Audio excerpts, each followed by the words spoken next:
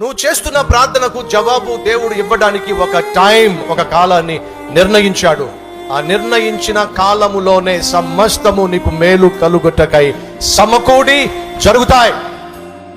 ఆ కాలము వరకు నువ్వు ఓపికతో ఎదురు చూస్తే తప్ప, సహనముతో ఆయన సమయం కోసం ఎదురు చూస్తే తప్ప నీ జీవితంలో నువ్వు అనుకున్నది సాధించడం సాధ్యం కాదు.